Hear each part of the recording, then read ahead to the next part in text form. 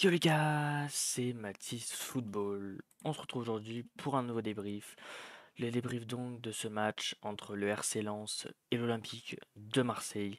Victoire 2 buts à 1 des Lensois grâce à des buts de Seko Fofana à la 42e minute, un but de Luis Openda à la 60e minute et donc la réduction de l'écart signé notre vrai capitaine au final, Dimitri Payet à la 88e.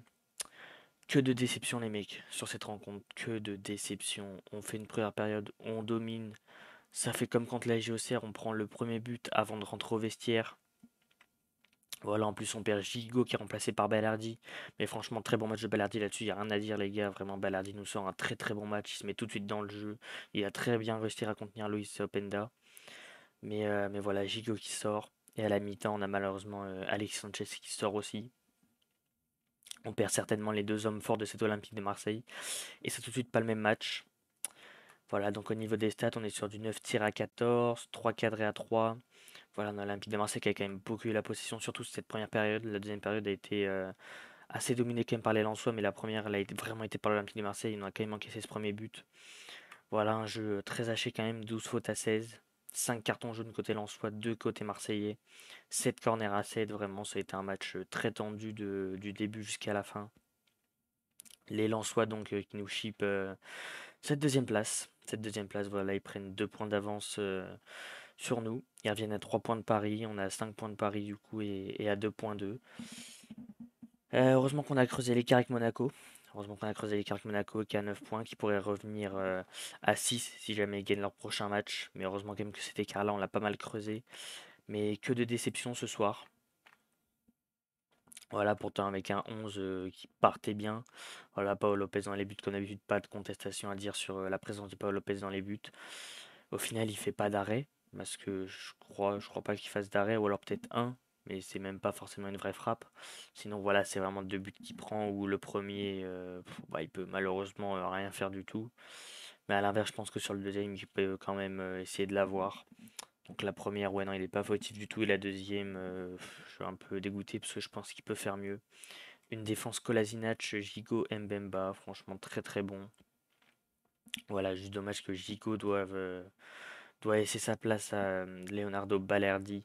Mais comme je vous le dis, les mecs, dans sa globalité, vraiment, je trouve que Balerdi a très bien réussi à contenir Loïs Openda et a fait un très très bon match. Je pense qu'on pourra pas lui retomber dessus sur ce match-là.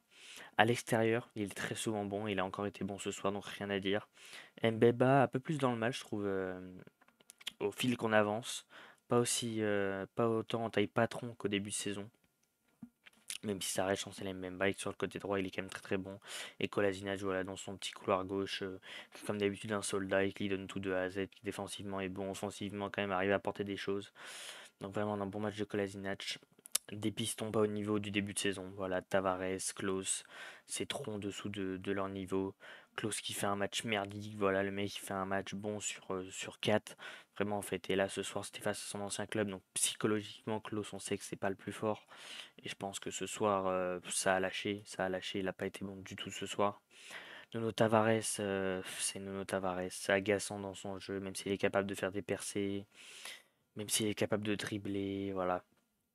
Agaçant dans le dernier geste, où des fois il suffit juste de la glisser, de faire cette petite passe plutôt que de frapper, mais il choisit toujours la frappe. Verretou Rongier, ça a été très très bon. Très très bon, voilà, Verretou qui a failli réduire le score à la mi-temps, malheureusement Samba va la chercher. Sinon, Rongier, très très fort ce soir, vraiment. Rongier, il n'y a rien à dire du tout, les mecs là-dessus. Rongier, c'est très très fort, très très très fort. Et là-dessus, il n'y a vraiment rien à dire. Que ça soit en attaque, en défense, au milieu de terrain, vraiment la paire Verretou-Rongier est quand même très très bonne. Et donc le trio d'attaque, les gars, Malinowski, Sanchez, Under. Voilà, le seul bon joueur ce soir, c'est Under, parce que Sanchez sort sur blessure à la mi-temps. Donc très dommage, et vraiment le flop de ce match est close. C'est vraiment Malinowski, les mecs. Malinowski qui mettait pas un pied devant l'autre, qui faisait des frappes à 25 mètres alors qu'il pouvait juste décaler, qui forçait toutes ses décisions, vraiment qui a été très très mauvais. Mais ça fait chier. Ça fait chier, voilà. Donc dans les faits de match aussi, on peut retrouver malheureusement le premier but d'Alexis Sanchez refusé pour une soi-disant faute. Je sais pas où ils voient une faute, les mecs. Voilà, Turpin, PSG, on connaît à un moment. Voilà, ils nous le mettent toujours dans les plus gros matchs. À chaque fois, on se fait niquer. C'est tout le temps pareil. Donc ouais, ce soir, je pense que le match peut être tout autre si jamais le premier but il est accordé, parce qu'il n'y a jamais faute. Voilà, il y a tout simplement jamais faute. Ensuite, voilà, on a eu les entrées de Leonardo Balardi à la place de Gigot, qui a été très très bon. Voilà, Balardi de A à Z, son match est très très bon.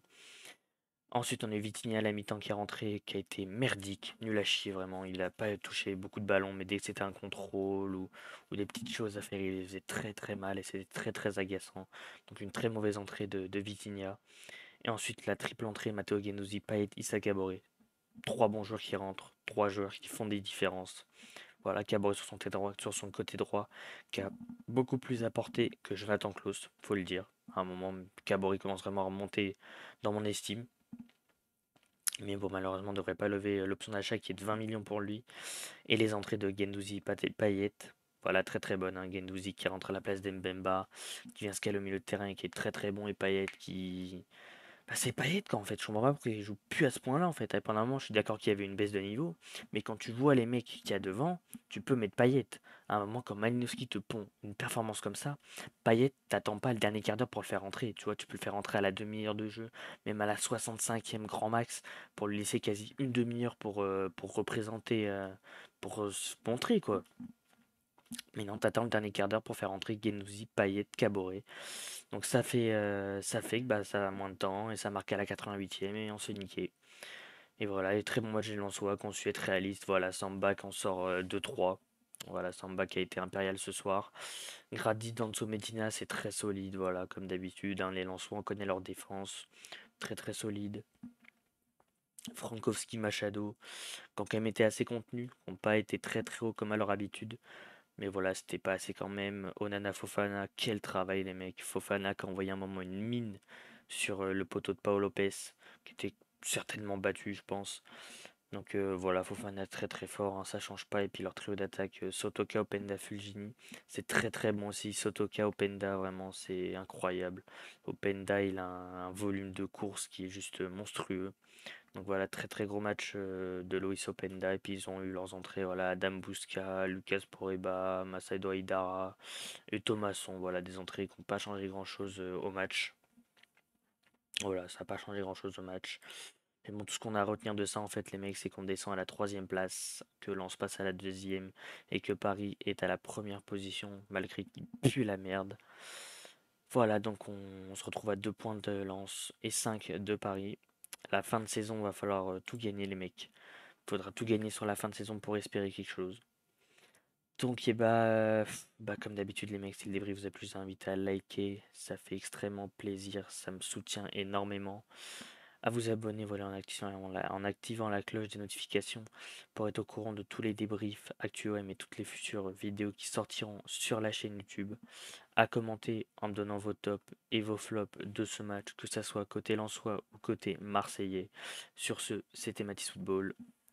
Ciao l'équipe!